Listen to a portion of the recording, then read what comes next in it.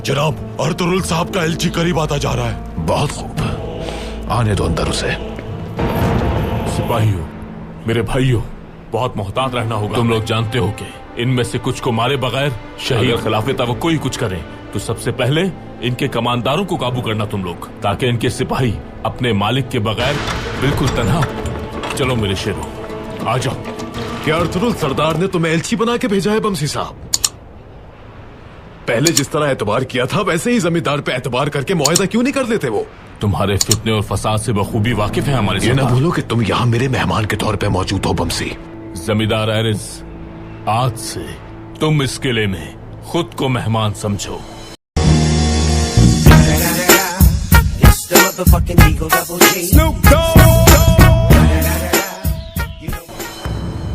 अगर किले को हमारे हवाले न किया तो तुम्हें कहीं भी राह फरार नहीं मिलेगी। मैं समझता था कि अर्तुगरुल जंग की रिवायात को समझने वाला कमांडर है। क्या तुम वही शख्स नहीं हो जिसने हमसे गद्दारी करके हमारे एतमाद को धोखा दिया? हमारे सरदार इसलिए तुमसे किला लेना चाहते हैं ताकि किसी मासूम को अपनी जान से हाथ ना धोना पड़े।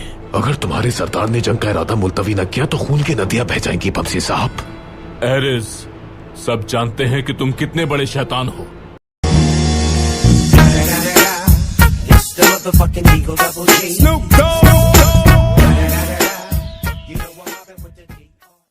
तुम्हारी बात की हमारे लिए कोई अहमियत नहीं।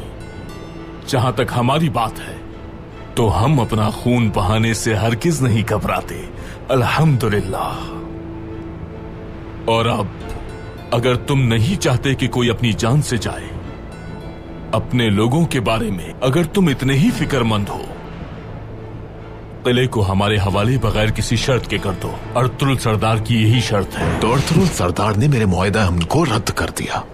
इस मुआहदे को पहली बार तुमने तोड़ा था एरिस।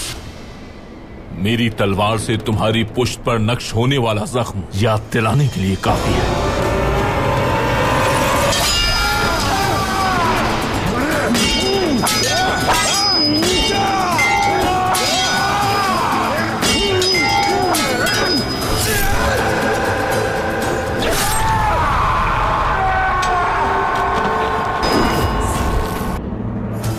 मेरे भतीजे गुंदूस ने जैसे तुम्हें आंख से अंधा कर दिया, ऐसे ही तुमने अमन सुकून को बीनाई से महरूम कर दिया।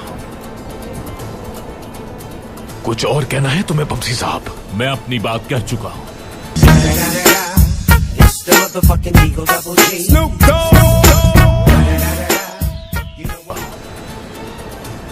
हमारे सरदार उस काम को मुकम्मल करने की ख्वाहिश रखते हैं जो पहले उन्होंने अधूरा छोड़ा था।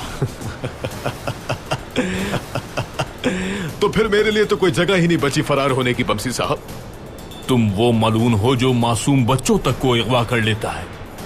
मैंने तुर्कुत सिपाही की जान बचाई थी। तुम्हारे सरदार ने क्या किया? मेरे किले का मुहासरा करने की कोशिश की तो मैंने अमन सुकून के लिए उसके बेटे को अगवा कर लिया। तो अब बताओ मुझे, किसने इस मुआहदे को तोड़ा है? हाँ? ना तुम अमन सुकून को कायम रख सकते हो और ना ही जंग ईमानदारी से लड़ सकते हो।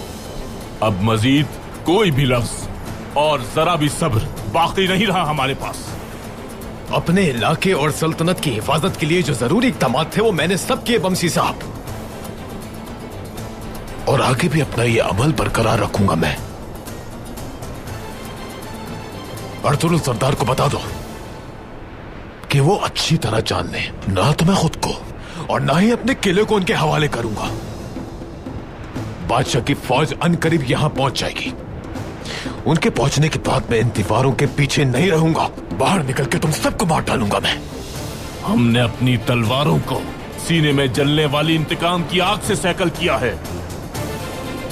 आने दो फौज को एरिस। सिपाहियों, अब चलते हैं यहां से।